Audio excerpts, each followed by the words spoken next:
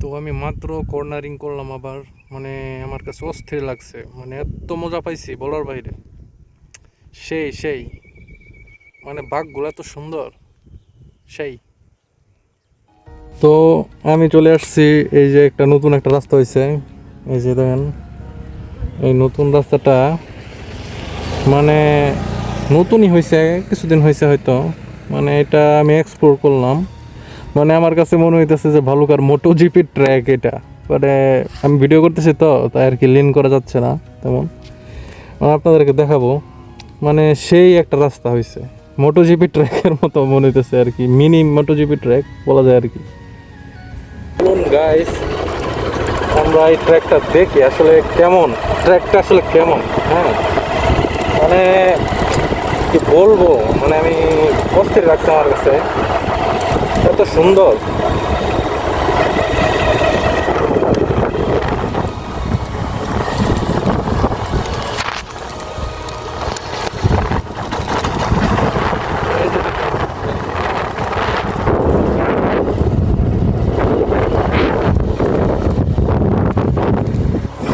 এই যে দেখেন,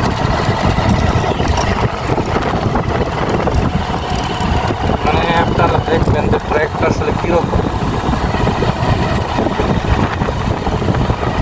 এই যে দেখেন, এই যে কর্নারিং করার মতো একটা সুন্দর জায়গা, এই যে ইজিলি ইজিলি কর্নারিং করা যাচ্ছে। এই যে দেখেন, মানে আপনি যে কর্নারিং করতে চান, মানে আমি তো এখন কর্নারিং করতে পারতেছি না, যেহেতু আমি এখন একটু ভিডিও করতেছি হাত দিয়ে।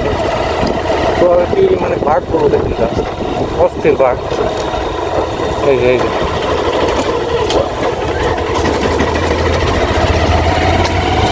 বাঘগুলো দেখেন, আমার কাছে সেই লাগছে।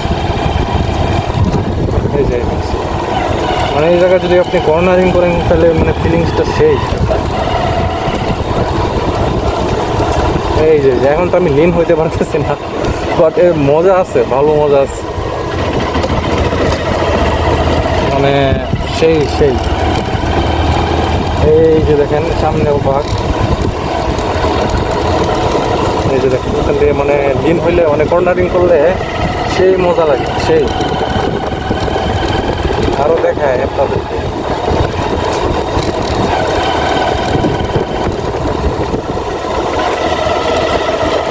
আমি জাস্ট দেখাইতেছি, মানে আমি কর্নারিং করতেছি না, যেহেতু এক হাত দিয়ে আমি মোটর সাইকেল চালাইতেছি।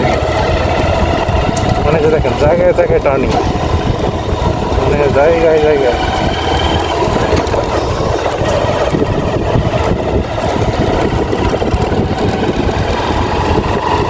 আমার কাছে অনেক ভালো লাগছে, তো আর কি পুরোটা দেখছি। চল, এই যে আমি আবার এবারে আমি, মানে ভিডিওতে হয়তো দেখানো সম্ভব না, বাট আমি এবার একটু কর্নারিং করে আসবো। ওকে।